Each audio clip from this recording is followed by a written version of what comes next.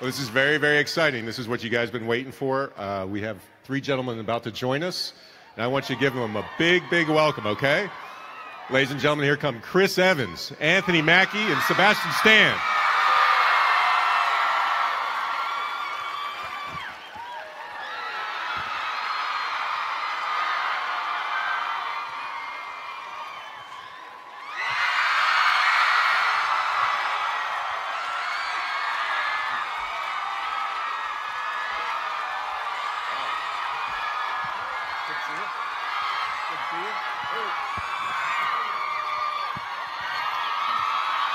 All right.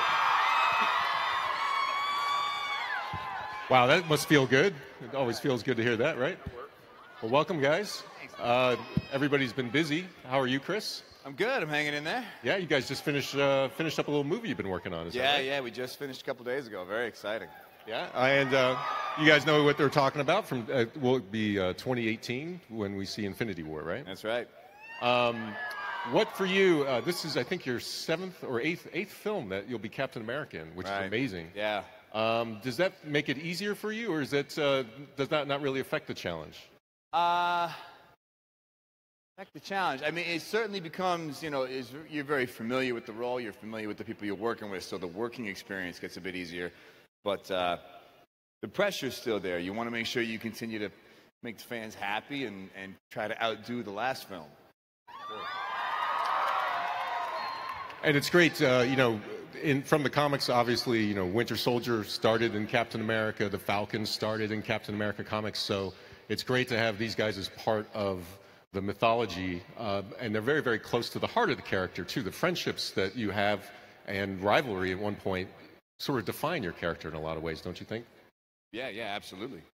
For you guys, what's that like? Sebastian, for you, with the character, I mean, you're the one of all these guys who got to be a villain first on screen. Talk a little bit about bringing that character to life and where it's at. Well, it's always a nice guessing game for me with how they, where they're going to take him, I guess, because maybe he'll always be on that edge, sort of can go left or right. So that's always fun to play, but. Yeah, I mean, it was, I felt lucky that they took the story in that direction, and then obviously, like, it's a big part of our storyline in the comic books, and so, it needed to be explored. Great. And then, Anthony, I know that your character, Falcon, he means a lot to you because of the history. I mean, it's a very important character in history of comic book publication.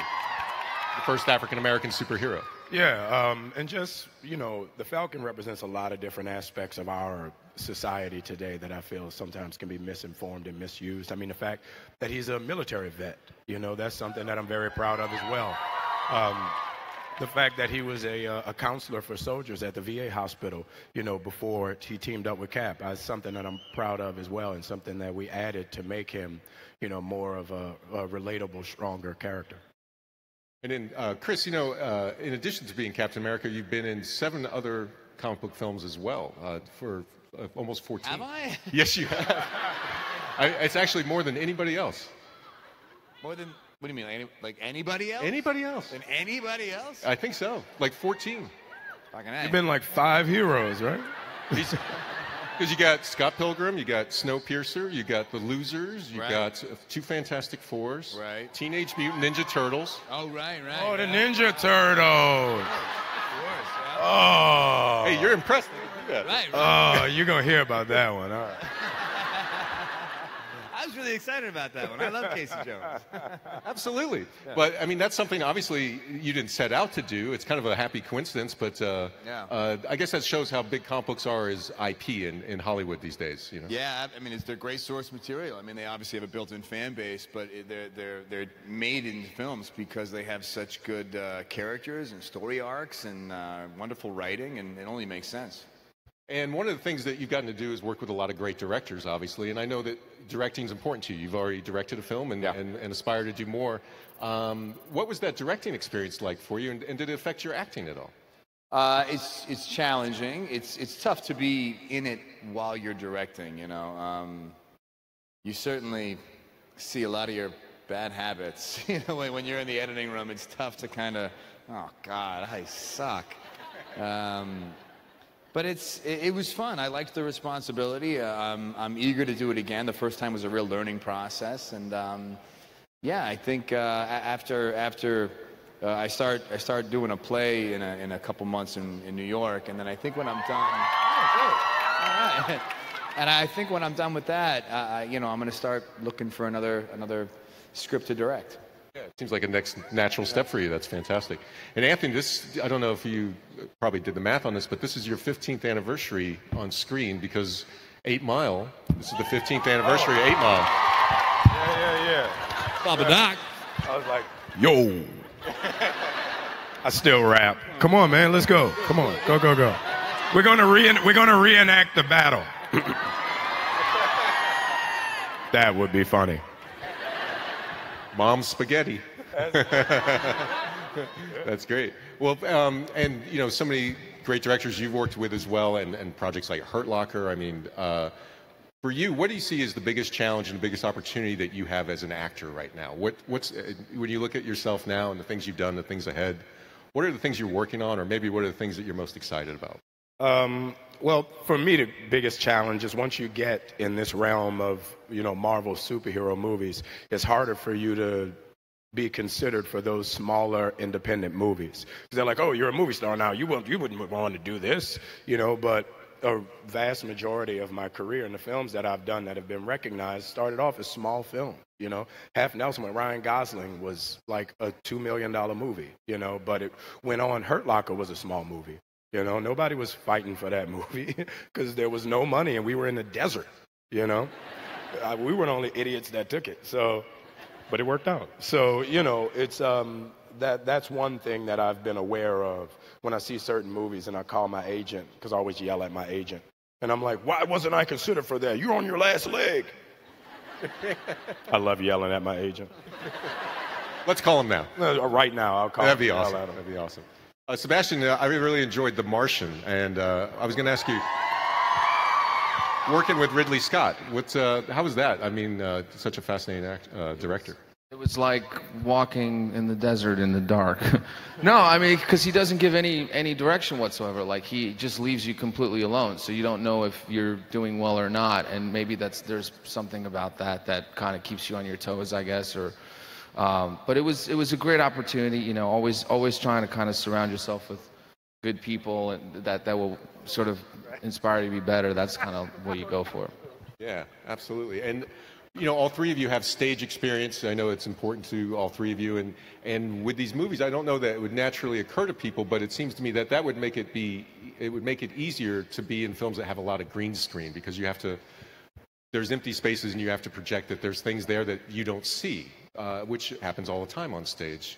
Do you think that might be beneficial for you, or is it a completely different experience? I would say that I think the most beneficial tool you can develop to apply to green screen is just having a really vivid imagination as a child. You know, as a kid, that's where you're really kind of, you know, soaked in make-believe and just pretending, you know, it's like a group of Muppet Babies or something. You know, you're really just... You're just playing and you're having fun. So if you had a really vivid imagination as a kid, I think that's what gets you through those green screen days. You know, one of the things that fans talk about a lot, you know, with the changes in corporate Hollywood, you know, with Fox and Disney and such, there's a chance to see potentially someday the Avengers versus the X-Men. I wonder is that something that's it's kind of fun to think about, or with a Fantastic Four, and you could play two characters.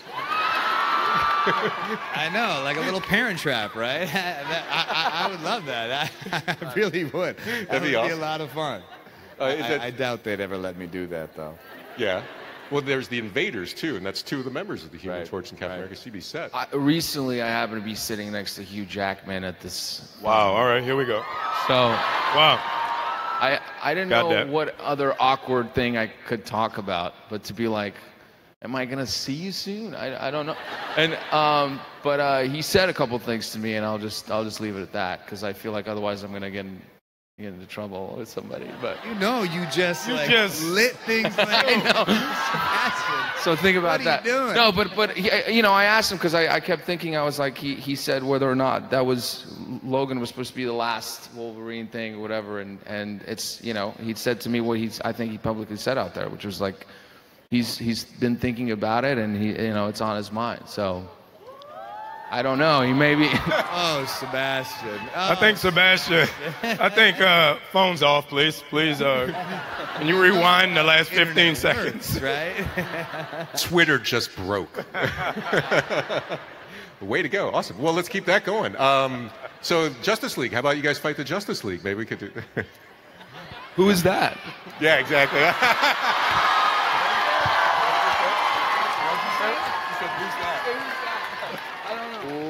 Oh, rewind the last 35 seconds. Record over that. This just in. Sebastian Stan says X-Men versus Avengers and Justice League. What is that? Okay, awesome. You know, you mentioned the camaraderie on the set and working with the same people over a period of time. You know, I got to be on a couple of the sets with you guys over the years, and it seems like everyone really genuinely enjoys each other's company. For you, what's is there a friendship for any of you, a friendship or a connection or a mentor that you found through the Marvel movies that you would point to as being especially important to you? Sure. I mean, I guess it's kind of an obvious, it's real low-hanging fruit to say Downey. I mean, he's been he's such a wonderful guy and so talented and so experienced and so supportive, and he's always been in my corner. I've always felt supported by him, and he really brings everybody in to the group and makes sure everyone feels welcome, and especially on this last one. You know, I mean, I always try to, no matter what it feels like for me, I try to imagine what it feels like for him, because he really did start this, and he really is so irreplaceable. Nobody can ever be Iron Man. That's not... Nobody, you know, it's not a role like a Superman or a Batman that can kind of find different incarnations. No one can touch it. No one can. And I wonder what that feels like, to kind of come to the end of the road, and I think he must be going through a whole cocktail of emotions, because he really, on this last film, has gone so far out of his way to really bring, you guys know, when Downey's on set during lunch breaks, he makes sure everyone goes. It's called the Downey lunch. Downey has his own separate. He has his separate, you know, caterer. It's a really nice spread. It's quite lovely. Really nice. Really nice. It's really nice. Dude cooked a whole goat. It's really beautiful.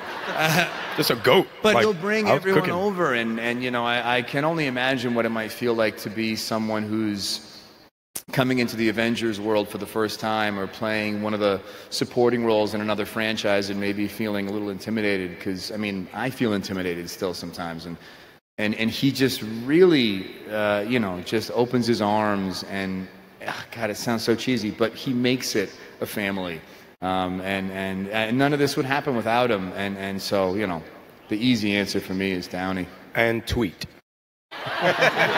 Send. What about you guys?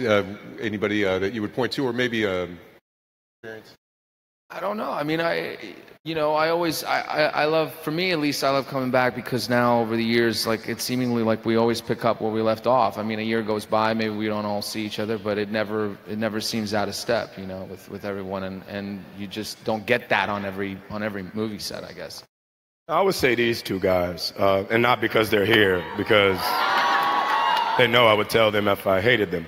But I pretty much primarily talk to you two more than, and I mean, we talk, if not daily, every other day, like, you know, like friends. Because a lot of times you do movies, that's when your best buds, the movie wraps, and they change their number. It's like, yo, you're not going to text me that new number, dog? I don't get, nah, fake friends, all right. So, you know, these are the two cats. If they call me and tell me they need bail money, I got them. Hey, that's legit. That's legit. Think about it. Most of your friends won't bail you out. It's true, isn't it? It really is true. And for you, Captain America is one of those characters that he's more than a superhero, because he just what's encompassed in his values and his history and the heritage of the character all the way back to 1941. Is that a wind at your back, or is that even more pressure for you? Like, is it easy for you to connect with that, or does it feel like a little overwhelming? No, it's wonderful. I mean, it's so nice. Sometimes, I mean, I've played, not so savory characters in the past, and it's, you got to be in a really nasty headspace, and you can't help but take some of that home with you, and it can feel like a little bit of a storm cloud. But playing Cap is just, it's such a nice energy to try and encompass every day, and you can't help but try and compare it to your own life and find kind of analogous circumstances where you can live up to the person you try to portray each day. No, it's a blessing. I love it. Fantastic. So you walk around every day thinking you're Captain America. Everybody heard that, right? All right. He doesn't walk, he runs. He runs, yeah. Like you go to the grocery store and you're like, isn't this not a fresh enough produce? I'm Captain America. I would say I walk around kind of comparing myself, like what would Cap buy? Don't get the ice cream, get the broccoli. That's awesome. Apple pie. Sebastian, do you have, since your character is a little more fearsome and intimidating on screen, do you ever have youngsters come up to you and aren't quite sure what to make of it? No one ever takes me as a villain, so I don't really, I have to like try and change that. But no, it's always very humbling. I don't know. I mean, some people ask me about Anthony, which is always, something I kind of have a face for. But, yeah, it's great. I don't know. It's fantastic. And then, so no one's throwing shields at you, like when you're walking down the street? Because we could arrange that. There's a lot of shields here. I'm sure, yeah. Not yet. So let's do that later. And I suppose there's not much we can say about Infinity War, right? I mean, because it's a war of infinite proportion. That's not the running time, though. That's it. What, you started to say something? Oh, no, I was going to defend Sebastian. I was going to say he wasn't a villain. He's a victim, really. Exactly. Really? It's not his fault. He's brainwashed. I have a soft spot. And Infinity War, like obviously the Guardians of the Galaxy. Let's just get back to the subject. Go back to what we're talking about.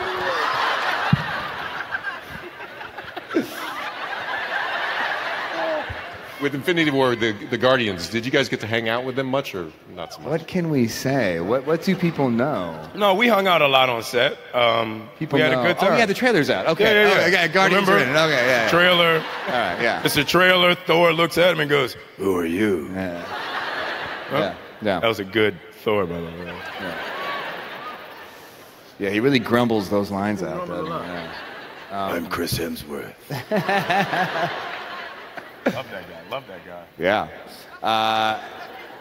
Yeah, they're great. I mean, that was the best part of this movie, is that you really it really was, for the first time for me, feeling like the first few movies, it almost feels like it's happening to somebody else. You kind of feel like you're watching it happen, but you're not actually a part of it. And this was kind of the first movie where you actually felt like you had a seat at the table and you belonged, and it was so nice to have all these other franchises that you've watched and admired come to a set where you're like, oh man, I belong here, and all these great people are part of a movie that we're all doing together, and it was just wonderful, because all those franchises, I mean, let's be honest, Marvel doesn't miss. They haven't missed yet. Like they're batting 1,000. I don't know how they do that. No, they don't miss. And so to see all of these actors come together from all these other franchises that I've seen as fans, be exchanging dialogue with me, it was just it was overwhelming and really just so satisfying, because truly, there's not one bad apple. I know every movie says that. We all get along so well, but they're just saying that because they probably hate each other. We truly all get along so well. There really isn't one bad apple. Now, there was one day we were on set, and we were doing this scene that's in the trailer where we're all running into battle, and Sebastian's hair's doing this and shit. And it does. And, all of us are on set, and it's just like 40 superheroes. And I look to my right, and I see Tom Holland and...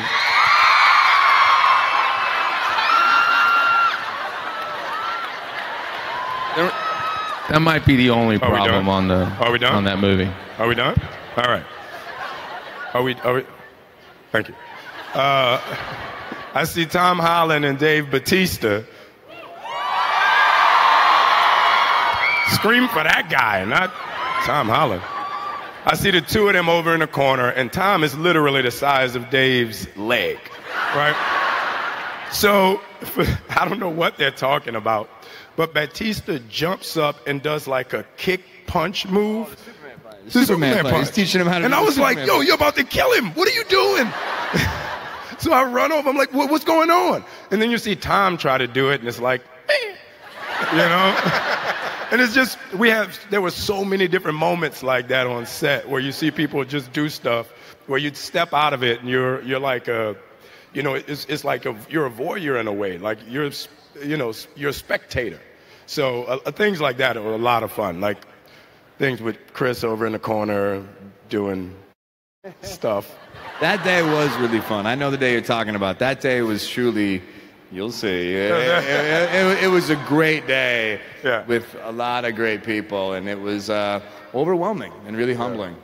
It is amazing how Marvel doesn't miss. You know, I mean, I think the odds are the Guardians of the Galaxy movie. 2 years before that film comes out, if you say to somebody, "How's this movie going to do?" Most people would not have thought that. I mean, those characters don't even have a lot of traction in the comic book world. I mean, you know, so it's pretty phenomenal. And Black Panther coming up, everybody's pretty excited about that. How good is that trailer? That trailer is so good. It's crazy.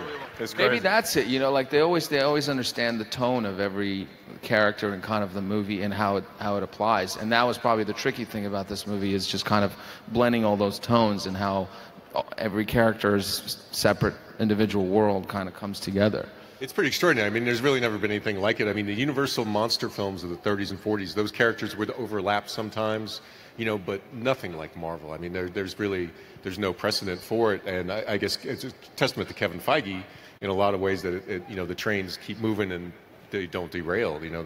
That's the thing. There's not enough time in this movie for you to not see some face you care and recognize, you know, in every second or frame of the 2.5 hours that it's going to be or whatever. Yeah, but I'm waiting at some point in time when all this is said and done and we're old and doing a soap opera, I want, like, for IMAX to show all the Marvel movies in sequence, like over a weekend, you know? Because I think it would be really cool to see how those characters track in and out and see the entire universe through the course of all the movies. Yeah, and it tracks so well. I mean, really, there's only one scene in any of the movies that now you have to act like it didn't happen. It's when Tony Stark, you know, shows up at the bar at the end of Hulk. Yeah, it's the only one that doesn't make sense. Well, that was Hulk. Yeah, he was just drinking. Yeah, he was just drinking. So, you know, in Black Panther, also one of the things too is we're seeing the expansion into. I mean, that soundtrack looks like it's going to be phenomenal. I mean, I'm not sure there's any Marvel movie with that ambitious of a soundtrack, which, you know, Guardians of the Galaxy, previous hits, but this is new stuff, so that's exciting. To get Kendrick Lamar to do your title cut, that's I'm like, I just want to be in the video. Yeah. All right. And then I do. Y'all tweet that Anthony Mackie wants to be in a video with Kendrick Lamar. I met Kendrick last week, by the way. Yeah. You're really making a push, aren't you? We was hanging out. We went to the national championship game together. Me and Kendrick. I was out there when he was performing and everything. Yeah. Tweet that. This is kind of a goofy question, but how many shields are there on set? Because I imagine you have a throw-in shield, you have a... There are a lot. And I didn't realize, one of the prop guys just told me the average life of one of the shields is like 4 days on set.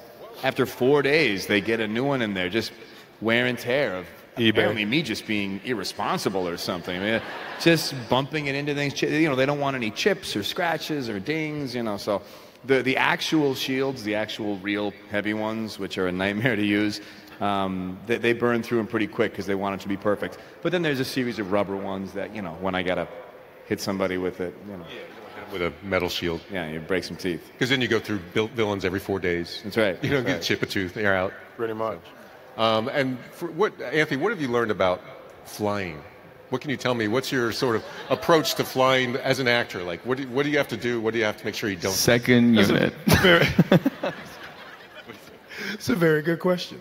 No, it's very difficult, and I've requested not to land anymore. Oh, landing's tough. Because that's nothing about us. I've know seen how those to little land. gag reel. Yeah, it's never easy. Brothers don't land well, so that's my whole thing. It's pretty much me, and when I'm about to land, they put me down softly, put the stuntman up, and he lands. Because otherwise, I'm in concussion protocol every week. They take you behind the tent. That's pretty much it. That's great.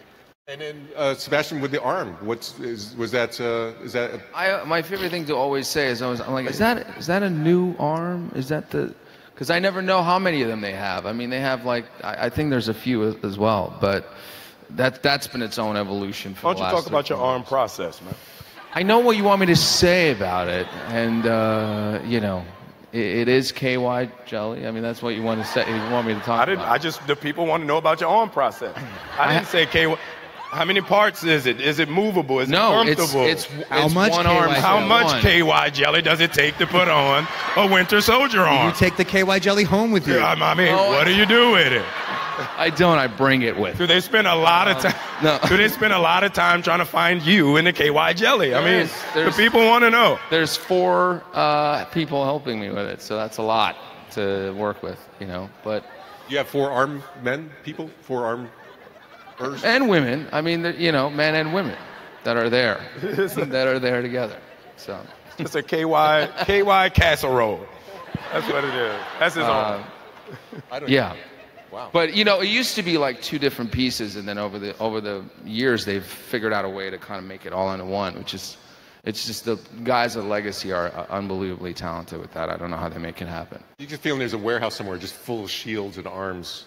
Just like all the refuse. And Iron Man armor and all that stuff. Yeah. Yeah, that's fantastic. Well, let me ask you guys also. You can't say too much about Infinity War, but you mentioned this one day that you thought was pretty cool with all the people there and everything like that. But is there one thing about maybe your characters, not plot-wise, more about where they're at, that you can give us a little just kind of flavor of? And you have a beard in the film, isn't it? Yeah, I had a beard. I got a beard. They gave me the beard. I'm so happy about that. You know, I think there's it's always tricky because I know there's a lot of purists who kind of want, you know, Cap to look a certain way, and you know, even the colors in the suits. You know, I remember even with Winter Soldier, the suit being that stealth suit, the navy suit, which I loved. It brought your eyes out. Thanks, man. Yeah, it made them pop. Made them go back and watch that movie. They pop. Versus that first Avengers suit, which, you know, it was not one of my faves, no. But you know, so to try and, you know, discuss whether or not we let the look deviate from the origin, you know, went through a few discussions, but it was really nice that they let that happen, and it lends itself to the arc and to what he's going through. I got to be careful. I don't want to give too much away.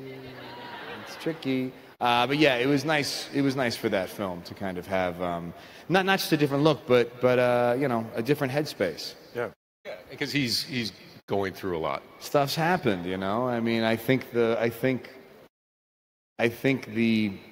conflict with him and Tony, you know, took its toll. I think you know, Cap really valued that friendship, and I think he's always had to cope with loss. You know, I think in his nature is to put himself last and to, you know, think of the greater good. But I think losing that friendship affected him. Yeah. And struggling not to be cynical, probably. Yeah. At some level. Yeah. What about you guys? Just like a sense of like where your character's at headspace going into this next film. I mean, I think for me it's just more, again, about trying to win people's trust and find out who your allies are, you know, going forward. I mean, that's still, you know, where he's at. And I don't know about you. Where are you? I mean, you. I'm chilling. Sam was in Jamaica waiting for the call. Yeah. No, it's you know, coming off such a huge battle that these characters are coming off of. Everybody's trying to find their footing again. You know, everybody's trying to figure out where they are and how they'll be accepted and looked upon, not only by the rest of the world, but by the other heroes since we've been separated. So that's kind of the overall idea of, you know, where we're coming from and how do we get out of that and save the world. And then, you know, in the comics, Falcon is always, he started in a green costume, but then he had that great The red. The red and white's like awesome. That's, I had the with the Mego. feet cut all the way down there. Yeah. So, I'm pushing for it. Haven't you been pushing for that? Yeah. I'm pushing for it. I've been asking for spandex for 8 years. They won't give it to me. maybe in the Kendrick video. Yo. Come on. There you go. There it is. But did any of you guys grow up reading comics? Or I know obviously you've immersed yourself and kind of tapped into it. I But feel so bad saying I didn't. No, but it's always so heartbreaking admitting to that I never really. I've read them all now. I mean, now I think all of us have kind of done our homework, but I didn't grow up reading them. No. You know the interesting thing about comic books, you know there are only 4 comic books today that sell over 100,000 copies annually. that's Like, unbelievable. I think it's the new Batman. The little Tom, Spider-Man. Little Tom. Little Tom. It's Spider-Man and 3 other ones. They're the only ones that sell. I don't even annually. know what the stat. Like I wanted to know what the other ones are. No. I'm not going to give it to you. Look it up. It's Well, worth the Google. it's an intriguing situation because as the superheroes fly bigger than ever in video games and film, Right. and television, and every medium, the core original medium is not doing very Yeah, I mean they just canceled Luke Cage. Yeah. You know, Guardians of the Galaxy was canceled before the movie came out. Guardians of the It Galaxy. hadn't been a comic book in 2 years when that film came Yeah. out. Oh. Well, it has to do Nobody with distribution. buys them. A lot of them has to do with distribution too. You used to be able to buy them in 7-Elevens and stuff. Now you Right. can't. You have to go to comic book shops, and it's difficult. And those comic book shops haven't necessarily been very inviting to new readers, especially women, I think. So everybody, the moral of the story is buy comic Go books. buy some comic books. Buy some comic books. If you look at the peak sale, Captain Marvel in 1945 was like the best-selling comic book, and it was 10 million copies. You know, so it's way back in 45. People did But stuff there's no back TV. then like read. Well, there was no television either. You know, Yeah. there was no video games. You know, people used to read Captain America, but now they play them in the video game. Or Right. They play with the action figures. I wanted to ask you guys, who has the best action figure of themselves? Do you guys collect your action figures? Yeah. Who has the best action figure, What are you fella? talking about? You would have to be an idiot to wait your whole life to have You know how few people can say they have an action figure? You come in my house, I had a whole curio. I autographed them for myself. I'm like, I love it. I got posters. I got everything. I'm in Marvel. That's my doing it. Could we get you to do a review of your fellow actors' action figures? What's wrong with them? That would be awesome sometime. I think it'd be a lot of fun. Do you have a Captain America review? I mean, that's got to be a weird feeling to look down at yourself and you're in your My hand. mom has them all. I mean, my mom, Yeah? like our attic is like a shrine at this point. Yeah. She goes out of her way to really try and. She goes, you look a little strange in this one. Did she ever? And then sometimes you go. Have you guys done that thing where you go down to like where they actually have all the figures? It's somewhere in New York where you got to go and sign a bunch of stuff. No, we weren't invited The to Marvel. No. Okay. No. Keep going. It's like the Marvel headquarters where they actually make the toys. Yeah. You gotta shake a bunch of hands of people who work really hard, but you get to see just like an arsenal of action figures that really make you a kid again. And kind of wish you could just grab a few. They've gotten so much more sophisticated than when I was growing up. I feel like the action figures. I wish I had them when I was a kid like that. You know. Because my first one looked like Billy D. Williams. I mean, like Lando Calrissian in a a bad Falcon thing? suit. What did you just say? His last name was? Calrissian. Say it again. Calrissian. Oh, okay, all right. I don't know if that's what you said. That was Parisian. Nah, man, what are you talking? Someone recorded that. You can Tweet that. It sounded Tweet that. like Lando. Lando. I heard an extra Calrissian. syllable. I heard an extra syllable. Calrissian. Okay. All right, I got you. But they've improved on them since then? You feeling better about your action figure? Oh, yeah, because I actually was able to tell them, yo, it looked like Billy D. Williams. Stop. And, because he had like this like Jerry curl afro and like the facial hair was gangster. And I was like, nah, don't do that. Just make him look, go to nondescript, brother. Don't go to like Oh, like old Billy D. At Empire least go Strikes young Back. Billy D. Colt 45 Billy D, you know? He sings the blues, right? Yeah. You know? But it got better. Now it actually looks like me. If you think of the movies that you've done that aren't superhero movies, it'd be so hard to imagine action figures being made of those. Like, you know, like it is an unusual thing. If you make a superhero movie, you get an action figure. That's I don't know. Papa Doc action figure would be pretty cool. That might actually be really cool. it'd be cool to see what comes with it. Yeah. Right. It'd be very fun. You know, one of the things, Chris, you know, because the first Captain America film obviously was set in World War II, and I thought it did such a great job of capturing that time.